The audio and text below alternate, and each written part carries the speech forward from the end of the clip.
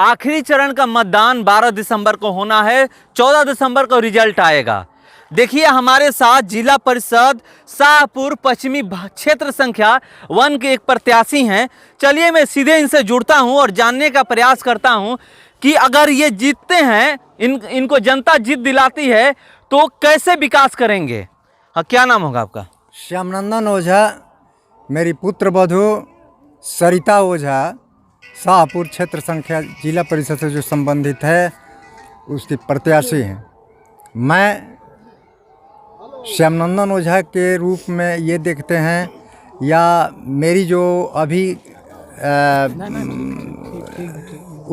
मेरा जो उत्तरदायित्व है वह है एक प्रतिनिधि के रूप में। सरिता ओझा मेरी पुत्र वधू है और मैं प्रतिनिधि हूँ। अच्छा, एक चीज, हाँ, ये चीज बताइए, पहली बार है या फिर इससे पहले भी चुनाव लड़ चुके हैं? पहले हम 2 चुनाव लड़ चुके हैं। क्या जिला परिषद का है? जिला परिषद का ही चुनाव लड़ चुके हैं। शुरुआती दौर में मैं जिला परिषद का चुनाव लड़ा था और इसके बाद इसके पहले वाला जो चुनाव 16 में हुआ था उस चुनाव को भी हम लड़े थे। लेकिन इसके पहले वाला चुनाव जो था वह बहुत कम वोट से हम हारे हैं। लेकिन जनता का स्नेह जो है वह जिला परिषद में जो जीते हैं उनसे ज़्यादा मुझे मिलता रहा है। और शुरुआती दौर से ही मैं विगत 20 वर्षों से 21 वर्षों से प्रयास करता आ रहा हूं और जनता के बीच में मैं रहता हूं। जनता के दुख दर्द को लेकर के मैं आगे तक पहुंचाता हूं और मेरी कामना है कि मैं शिक्षा से जुड़ा था भी इसके पहले भी। और मेरी सबसे पहली कामना है कि जीतने के बाद जो अभी जुआ है और जुआओं की जो समस्या है सबसे पहले मैं लेकर के आगे तक पहुंचाऊं।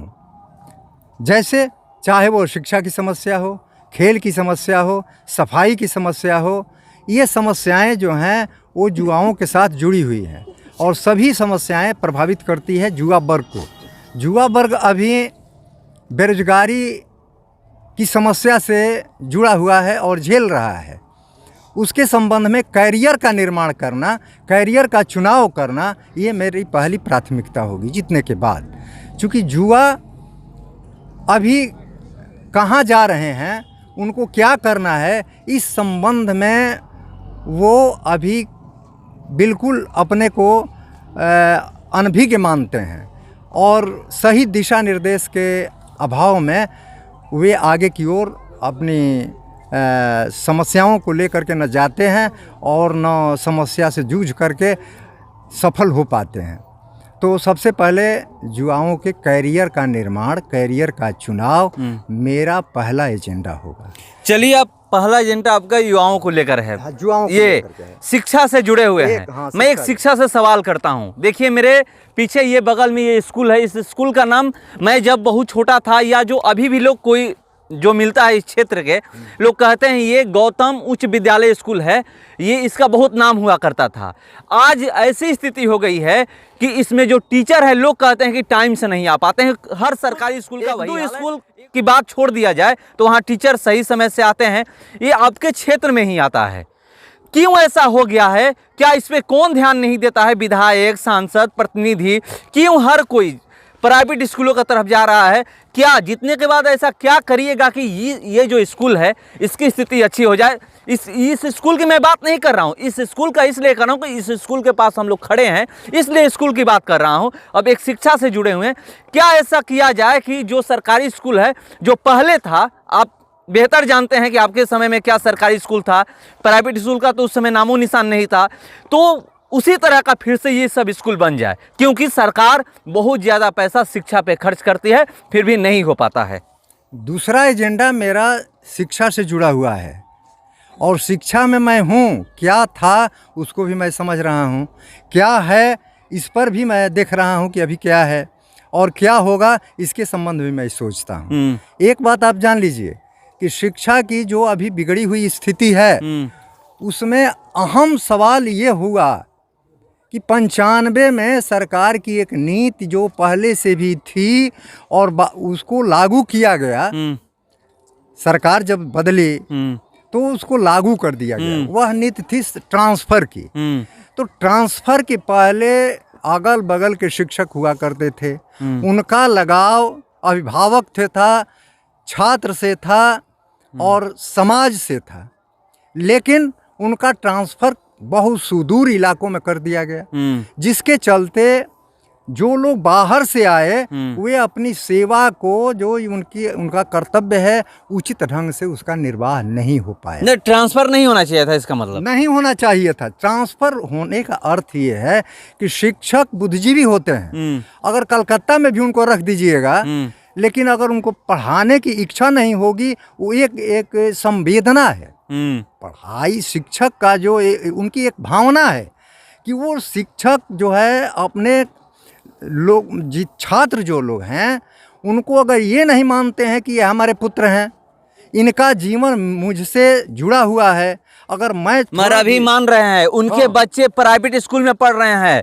इनको पेमेंट चाहिए 50,000, मगर जो गरीब के बच्चे यहाँ पर आते हैं पढ़ने, वो नहीं पढ़ाई करेंगे, टाइम से नहीं आते। उनके जाकर जितने भी टीचर हैं, आप जाइए बात करिए कि इनके बच्चे कहाँ पढ़ते हैं, आपको पता चलेगा कि 99% ऐसे टीचर हैं कि सारे के सारे टीचर के बच्चे प्राइवेट स्कूलों में पढ़ते हैं।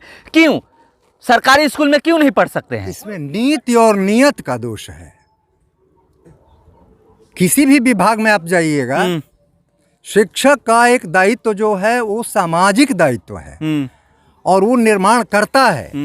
चाहे वो किसी विभाग के लोग हों, उन विभागों से इतर इस शिक्षकों की जिम्मेवारी होती है। और जो लोग शिक्षक टाइम पर आना नहीं सीखते हैं, जो शिक्षक समय से जाना नहीं सीखते हैं, जो समय से क्लास करना नहीं सीखते हैं, तो वो छात्र को कभी भी कहीं भी उनका ट्रांसफ़र कर दीजिएगा, वो सुधरने वाले नहीं। ट्रांसफ़र तो इसलिए किया गया, हाँ। इसलिए किया गया, जैसे लोग कहते हैं कि आसपास के हैं, लेट जाते हैं, आप भी हमको जानते हैं, तो चलिए हो जाता है। शायद ये भी सोचकर शायद किया गया होगा, नहीं दूर रहेंगे तो जानेंगे कि नहीं वहाँ पर हम नौकरी करने के लिए आए हैं, घर पे हम नहीं रहेंगे, टाइम से हमें स्कूल जाना है। अभी भी ऐसा है, बहुत सारे गांव में जाइएगा तो स्कूलों की स्थिति, उसी गांव के टीचर उसी गांव के स्कूल में पढ़ा रहे हैं, तो सोचते हैं चलिए 10 बजे का 10:30 बजे जाएंगे, 9 बजे स्कूल खुल रहा है, अभी जाइए यहाँ पर स्कूल देखिए, मैं देख रहा हूँ कि बच्चे घर जा रहे हैं, टाइम अभी कितना हो रहा है, 2 बज रहा है। तो ये तो स्थिति ही खराब हो गई है। स्थिति में इसका कई % शिक्षक का दोष है, कई % अन्य लोगों का दोष है, कई % अभिभावक का दोष है, कई % सरकार का दोष है। ये तो सारी चीज़ इस पर आकलन करने की चीज़ न है। हम कहते हैं कि एक अभी अविवाहित लड़की की शादी अविवाहित है, उसकी शादी नहीं हुई है और उस पटना की है और सनबरसा हाई स्कूल में उसकी नियुक्ति हो गई। क्या वो समय पर आ पाएगी या रहेगी तो कहाँ रहेगी, किसके साथ रहेगी? कौन ऐसा रेजिडेंशियल ऐसी व्यवस्था है देहातों में जहाँ वो बच्ची रह करके यहाँ पढ़ाएगी? तो ये नीति का दोष है कि हमारी नीति क्या है। अगर हम कहीं भी जाएंगे, पढ़ाएंगे और जिम्मेवारी के साथ पढ़ाएंगे, हम अपनी बात भी कहते हैं, साथ में जोड़ करके कहते हैं, हम लोग कमेटी के अपॉइंटेड थे, लेकिन एक बात हुआ करता था कि 10:10 में अगर घंटी लगती थी तो 10:11 में जाने वालों को लेट लगता था। और अगर 10:10 में प्रेयर नहीं हुआ तो आवाम में संवेदना दौड़ होती थी कि अरे बाप, अभी 10:10 हो गया लेकिन घंटी नहीं लगी।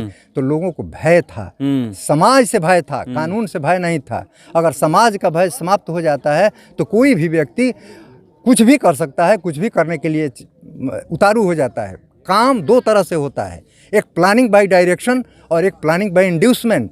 इंड्यूसमेंट का प्रभाव जो है वो दूर तक चलता है। हम कहते हैं कि आप अगर शिक्षक को कहा जाए कि आपको पुरस्कार दिया जाएगा अगर आप टाइम से रहेंगे, सफाई रखेंगे विद्यालय को, ये तो दिया ही जाता है। सरकार कराऊं, वो तो राष्ट्रपति पुरस्कार उठा चुका है। इस स्कूल की स्थिति जाकर देखें, 9 बजे खुल जाता है और 3 बजे से पहले स्कूल बंद नहीं होता है। इसमें आप एक शिक्षक का दोष मत मानिए। हम कहते हैं कि कोई भी छात्र होगा, अगर क्लास ड्यू पर नहीं करेगा और शिक्षक ड्यू टाइम पर क्लास में नहीं जाएंगे, नज़र में नज़र नहीं मिलेगी, अनुशासन समाप्त होगा। और वो अनुशासन जब समाप्त होगा, क्लास नहीं चलेगा, अनुशासन समाप्त होगा, विद्यालय कभी नहीं चल पाएगा। विद्यालय रिकॉर्ड में चलेगा लेकिन वास्तविकता नहीं रह पाएगी। चलिए अब सवाल कर लेता हूँ 7 पंचायत है आपके क्षेत्र में, 7 पंचायत में आप घूम रहे हैं, जनता क्या कर रही है कि कितना विकास हुआ है? एक बात जान लीजिए, विकास धरती पर होना चाहिए, विकास आम आवाम से जोड़ देना चाहिए। अभी वर्तमान में इतना प्रदूषण हो गया है, कई तरह का प्रदूषण है। सरकार पैसा देती है, उस पैसे का प्रयोग सही तरीके से हो या हमें नहीं हो गया है या हो रहा है, मैं इसको मानने के लिए तैयार नहीं हूँ। इसलिए मानने के लिए तैयार नहीं हूँ कि चाहे प्रतिनिधि हों जीत जाएं या हारे हुए प्रतिनिधि हों, जो चुनाव में आए हैं अपना अपना एक एजेंडा होता है, अपने अपने कार्यशैली होती है। उस शैली के अनुसार मैं क्या करूंगा ये तो अलग की बात है, लेकिन अभी तक जो काम हुआ है मैं उससे संतुष्ट नहीं हूं। क्योंकि इसलिए कि इतने लोग यहाँ पर खड़े हुए हैं, ये नहीं है कि हम बोल रहे हैं, काम उसी को कहते हैं जो आम आवाम से जुड़ा हुआ। व्यक्तिगत काम एक होता है, एक सामाजिक होता है, और एक समाज का अर्थ विस्तृत भी होता है। विस्तृत समाज का अर्थ ये हो गया कि न वहाँ पर जाति, न वहाँ पर धर्म, न वहाँ पर किसी तरह का संप्रदाय, इससे अलग हट करके जो काम होता है और जो किया जाता है उसी को काम कहते हैं। उसमें किसी का व्यक्तिगत रूप से लगाव ऐसा न हो कि ये आदमी है, ये आदमी हमारा है, ये आदमी दूसरे का है, इसी का काम हो, इसका काम न हो। जीतने के बाद प्रतिनिधि लोग जो होते हैं वो सभी के हो जाते हैं। हमको देखिए, राजनीतिक सियासत में कोई परमानेंट न हित है न कोई परमानेंट दुश्मन है। आज जनता मेरी है, कल दूसरे की भी हो सकती है। जनता राजनीतिक सियासत में वो किसी की नहीं होती है। वो जो उनको प्रेम देंगे, जो भाव देंगे, जिनके साथ उनकी संवेदना जुड़ी रहेगी, जनता उनके साथ होगी। मैं जब जनता को देखता हूँ, मैं नली को देखता हूँ, गली को देखता हूँ, गंदगी को देखता हूँ, तो मैं अपने आप में संवेदनशील हो जाता हूँ और मैं सोचता हूँ कि काश मैं भी प्रतिनिधि होता तो अपनी अहम भूमिका को इसमें जोड़ करके और विकास करने का प्रयास करता। मैं देखता हूँ, मैं गली गली में जाता हूँ, मैं इतना पानी लगा, जिंदाबाद जिंदाबाद जिंदाबाद, मैं गली में देखता हूँ। यहाँ की बात मैं कह रहा हूँ, क्योंकि आप यहाँ सनबरसा में खड़े हैं, मैं सनबरसा की बात कर रहा हूँ। एक उनके यहाँ किसी व्यक्ति का या किसी माने का देहांत हो गया था, वहाँ पर हम गए। वे इन लोगों के अगल बगल के लोग थे, यहाँ पर भर लोग भी कुछ हैं। वो वहाँ जब मैं गया तो इतना पानी था, इतना पानी था। वहाँ जब हम गए तो उस पानी को देखे और पानी के ऊपर चाली बना हुआ था जो बांस का है। विकास की बात जब होती है तो मेरे आँखों से आंसू आने का प्रयास हम ये बहने लगता है। मैं सोचता हूँ कि प्रयास करने के बाद भी आंसू रुकते नहीं हैं। मैं जब देखता हूँ इन लोगों को तो मैं संवेदनशील हो जाता हूँ। वहाँ जब गए तो उनके दरवाजे पर हम उस चाँच से पकड़ करके, मेरा पैर भी थोड़ा, पैर में दिक्कत थी, हमको वो लोग पकड़ करके चाँच से हिला करके उनके दरवाजे पर ले गए। वहाँ जब मैं गया तो 2 भैंस खा रही थी और भैंस का पैर जो था पूरा यहाँ तक, आधा पैर कीचड़ में था और उनका घर टीन से छाया हुआ था। मेरे आँख से आंसू निकल आए। मैंने कहा कि काश हे भगवान मुझे शक्ति दो कि ताकि इन लोगों को मैं पहले देखूं, इसके बाद किसी को मैं देखूं, चाहे मैं प्रतिनिधि होने के बाद। मेरी वादा है। एक सवाल आपने एक बात बोली कि हर जो भी प्रतिनिधि हैं या जो भी प्रत्याशी हैं, हाँ, सबका अपना अपना अलग अलग एजेंडा होता है। अलग अलग जहाँ तक मुझे पता है, और जब मैं जनता में जाता हूँ, जब जनता से बात करता हूँ, तो वो लोग यही कहते हैं कि जो भी जीते, कोई भी जिसको ये लोग वोट देंगे वो जीतेगा, जो भी जीते उनका एक ही एजेंडा होना चाहिए, विकास। कितना होता है विकास का एजेंडा लोगों के पास? अरे एक बात है, लोगों के पास विकास का एजेंडा, जो जीतते हैं उनके लिए मैं बात कर रहा हूँ। हाँ, तो जो जीतते हैं उनकी ही बात मैं, क्योंकि जनता विकास ढूंढती है। हाँ ठीक है, हमारे कहने का मतलब ये है कि विकास 2 तरह का होता है। प्रतिनिधि के दिल में अगर व्यक्तिगत विकास की छाया है तो प्रतिनिधि नहीं है। अगर आम आवाम का विकास हो, इसकी छाया है तो प्रतिनिधि है। विकास शब्द, तो विकास से तो चाहे वो शिक्षा हो, स्वास्थ्य हो, सफाई हो, ये सारी चीज़ें हैं। अनुशासन का निर्माण हो, वो अनुशासन, ये विद्यालय की बात आप करते हैं, सबसे पहली दूरदृष्टि, पक्का इरादा, कड़ी मेहनत और अनुशासन, जहाँ है वहीं विकास है।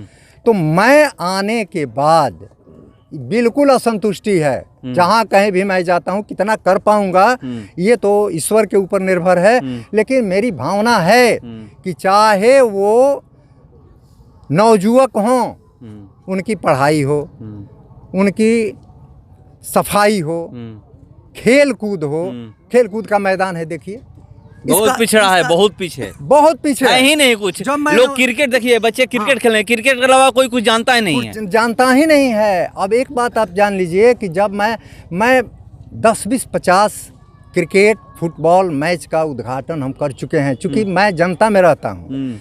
रिटायरमेंट के बाद और रिटायरमेंट के पहले भी मैं माध्यमिक शिक्षक संघ से जुड़ा हुआ था, राज्य स्तर तक का मैं प्रतिनिधित्व मेरे द्वारा हुआ है, तो वहाँ तक भी मैं गया था और उसके बाद भी मैं जनता ही में था, बच्चों में ही था। ये मेरा दूसरी बात होगी। और दूसरा एजेंडा भी है कि खेल, अभी मैं जाता हूँ कहीं कहीं, लोग कहते हैं कि बीम का पैसा सर हमको दे दीजिए, हम बीम गड़वा लें। मुझे दर्द होता है। मैं ये कहता हूँ कि जो छात्र बीम की बात करता है, भाई बीम 1 नहीं 5 वहाँ होना चाहिए। हर फील्ड के अगल बगल में बीम होना चाहिए, जिम होना चाहिए। इसके बाद कम से कम और ना हो तो पंचायत में 2-3 भी तो हो जाए, 2-3 हो जाए। और खेल की सामग्री हो, जैसे अभी फुटबॉल जा रहा है, कहीं कहीं फुटबॉल देखने को मिलता है, क्रिकेट आ रहा है। हम जहाँ कहीं भी जाते हैं कि ये फुटबॉल जो है वो प्रारंभिक खेल है इस देश का। लोग कहा करते थे कि कृष्ण जी भी फुटबॉल को लेकर के खेला करते थे कि एक बार गेंद जो था कुएं में गिर गया और निकालने के लिए उनके द्वारा प्रयास किया गया। तो फुटबॉल भी है, वो पुरातन खेल है, वो भी सामने आना चाहिए। आप जानते हैं कि गुल्ली डंडा, इसके बाद आप देखते हैं कि लंबी कूद हो गया, हाँ हॉकी हो गया, हाई जंप, लॉन्ग जंप, ये सब कुछ, ये जो सब कुछ हो गया, कुछ है नहीं। हमारे यहाँ एथलेटिक्स के लिए हम लोग सोचते हैं कि ओलंपिक में हमें एक गोल्ड मिल जाता है तो कि मिल जाए, तरसते हैं गोल्ड के लिए, जो लाता है वो भगवान हो जाता है। तो इसके विषय में आप जान लीजिए कि मेरी ये बिल्कुल भावना है कि जीतने के बाद फील्ड के रख रखाव पर मेरा ध्यान होगा, और वहाँ पर जो भी इस खेल के मैदान में ये सारी चीज़ें देखने को मिलती है उसको हम गड़वाएंगे। जहाँ तक पढ़ाई की बात है तो पढ़ाई में लाइब्रेरी की व्यवस्था कम से कम हर पंचायत में मैं एक निश्चित रूप से करूँगा। और वहाँ ये मेरा बिल्कुल मेरी भावना जो है, मेरा यह एजेंडा होगा। और मैं सोचता हूँ, चूँकि मैं टीचिंग लाइन से गुजरा हूँ और मुझे ये होता है जब मैं छात्रों को देखता हूँ, छात्र एक गाइडेंस के अभाव में, और शिक्षक जो होता है वो गाइड होता है, डॉक्टर जो होता है वो एडवाइज़र होता है, न कि वो स्वयं में कोई दवा जानता है। जो दवा ऑलरेडी अलॉटेड है उसको लिखता है, वो एडवाइस देता है कि इस दवा को आप खाइए। तो डॉक्टर उसी तरह से शिक्षक भी है, डॉक्टर के समान वो एडवाइस करेगा। मेरी ये हार्दिक इच्छा है कि मैं तमाम नौजवानों को एकत्रित करूं और वहाँ एकत्रित करके कम से कम सप्ताह में एक बार गाइड का काम करूं। वहाँ उनको बुलाएंगे सप्ताह में एक बार, हर पंचायत बार मैं कर दूंगा। 7 पंचायत है, 7 पंचायत में एक दिन करके मैं वहाँ गाइड का काम करूँगा कि आपका भविष्य किधर जा रहा है और किधर जाना चाहिए, इस पर मैं ज़रूर देखूंगा। खेल के मैदान रख रखाव की व्यवस्था करूंगा, लाइब्रेरी की व्यवस्था करूंगा। इतना ही नहीं, मैं सोचा हूं, अब भगवान करे क्या करेंगे, तमाम पंचायत के वैसे लोगों को जिनकी बहुत सारी आवश्यकताएं हैं, मैं उसको कलेक्शन करूंगा। कलेक्शन करके और ऊपर की ओर ले जा करके मैं निश्चित रूप से दूंगा सरकार के सामने, उसको उस चिट्ठा को रखूंगा। अभी क्या है, इंदिरा आवास है। इंदिरा आवास अगर किसी के पास एक रकम ना हो, इंदिरा आवास उसको नहीं मिलेगा, नहीं उसको नहीं मिलेगा, किसी शर्त पर नहीं मिलेगा। लेकिन मैं प्रयास करूंगा, मेरा प्रयास बिना रकम का मिल जाए, बिना रकम का मिले, मेरा प्रयास होगा। क्या होगा मैं नहीं कहूँगा, लेकिन मेरा ये प्रयास होगा कि मैं बिल्कुल सदैव भौतिक रूप से स्थलीय निरीक्षण करूँगा, भौतिक रूप से पूरे 7 पंचायत में कि इंदिरा आवास इनको चाहिए कि नहीं, प्रधानमंत्री के द्वारा जो इनकी सुविधा मिल रही है, आवास मिल रहा है, उसको चाहिए कि नहीं, मुख्यमंत्री के द्वारा जो सुविधा मिल रही है इनको मिला है कि नहीं। भौतिक सत्यापन के आधार पर मैं एक लिस्टेड करूँगा, उनकी संख्या को तैयार करूँगा और ले जा करके उच्च स्तरीय जो पदाधिकारी हैं उनको मैं दूंगा। और अगर जिला परिषद में बैठक में मिलने को, अगर बैठने को मुझे मौका मिला तो मैं निश्चित रूप से इस सवाल को उठाऊंगा कलेक्टर साहब के द्वारा कि मेरे द्वारा ये स्वीकृत है, इसकी जांच हो, इस पर चाहे वो मुखिया की जांच हो, वार्ड की जांच हो, आप जांच कराइए और निर्धारित समय के अंतर्गत जांच कराइए। ये नहीं कि जांच आप कराते रहिएगा 3 माह तक। अगर आपको भी स्थलीय निरीक्षण करना है तो जिसको हमने लिस्टेड किया है उसकी जांच हो और उसके अनुसार काम मैं करूंगा, निश्चित रूप से करूंगा। और दूसरी बात यह है कि कितने लोगों को ऑनलाइन करने के लिए पंचायत 7 पंचायत मेरे क्षेत्र के अंतर्गत है, लगभग 35-36 गांव हैं छोटे बड़े लेकर के, इनके द्वारा मेरा एक कार्यालय होगा और उस कार्यालय में कंप्यूटर से लेकर के और ये फोटो स्टेट तक की सुविधा उसमें हम देंगे। जो भी आएंगे, इनको कितने लोग ऐसे हैं गरीब गुरबे के लोग जो सामान्य लोग हैं, सामान्य जीवन जीते हैं, ऑनलाइन क्या है, कैसे करना है, यहाँ जाना है, वहाँ जाना है, यहाँ जाइए, उस दुकान में जाइए, उस दुकान में जाइए, इस सारी जो अव्यवस्थाएं हैं मैं देख रहा हूँ और दर्द से मेरा हृदय जो है बिल्कुल पीड़ित है। चलिए एक आखिरी सवाल कर लेता हूँ आपसे। हमारे पीछे हॉस्पिटल है, ये यहाँ पर उप स्वास्थ्य केंद्र है। बिल्कुल कोरोना ने ये बता दिया कि हॉस्पिटल का क्या महत्व है। बहुत सारे बड़े बड़े हॉस्पिटलों में आप सुने होंगे, न्यूज़ में देखे होंगे। मैं खुद जाकर के उन बड़े हॉस्पिटलों में कवरेज भी किया हूँ, गया हूँ, देखा भी हूँ, चाहे वो रांची का रिम्स हो या फिर पटना का PMCH हो, मैं गया हूँ, वहाँ की स्थिति से अवगत हूँ। ये और गाँव की हॉस्पिटलों में भी गया था उस समय, वहाँ की स्थिति से अवगत हूँ। ये यहाँ पर डॉक्टर नहीं रहते हैं और इस क्षेत्र के जो भी 7 पंचायत की मैं बात करता हूँ, हर पंचायत में जनता वहाँ की कहती है कि कम से कम एक ऐसा उप स्वास्थ्य केंद्र या स्वास्थ्य केंद्र होना चाहिए कि हमें सर्दी, खांसी और ये छोटे छोटे जो रोग हैं उसके लिए हमें दूर नहीं जाना पड़े। मगर यहाँ पर दवा तक नहीं मिलता है। डॉक्टर आने का तो छोड़ दीजिए, एक नर्स तक नहीं बैठती है 4 घंटे कि पर डे यहाँ पर दवा मिल जाए। एक दिन जिस दिन टीकाकरण होगा उस दिन डॉक्टर आ जाएंगे, नर्सेज आ जाएंगी और उसके बाद कोई दिखने को नहीं मिलेगा। मैं यहाँ पर कवरेज करके भी गया हूँ, यहाँ पर देखा था कि कोई नहीं था उस दिन जिस दिन आया था। मेरे पास लोग फ़ोन भी किए और 10 बहाने बता दिए, डॉक्टर साहब जो यहाँ के हैं बता दिए कि हम इसमें हूँ, ऐसे हूँ, बहुत सारी बात। तो इसके लिए क्या आप लोग करिए कि 7 पंचायत का जो स्वास्थ्य व्यवस्था है वो तंदुरुस्त हो छोटे बीमारियों के लिए। इसके संबंध में आप जान लीजिए, इसके संबंध में भी मेरा कलेक्शन है, पॉइंटों का कलेक्शन है। सबसे पहली व्यवस्था और जो अभी बिगड़ी हुई है उस पर मैं आपका ध्यान आकृष्ट करना चाहता हूं। स्वास्थ्य के संबंध में आप जाइए, इस स्वास्थ्य केंद्र को छोड़िए, आप शाहपुर में भी इंटर कीजिए। गया हूँ, रात को गया हूँ, कोई नहीं मिला है। आप शाहपुर में जाइए, मिलने का तो एक वो तो है कि नहीं मिलते हैं, वो एक बात हो गई, लेकिन वहाँ आप जाएंगे तो इससे ज़्यादा कचरा शाहपुर हॉस्पिटल में है।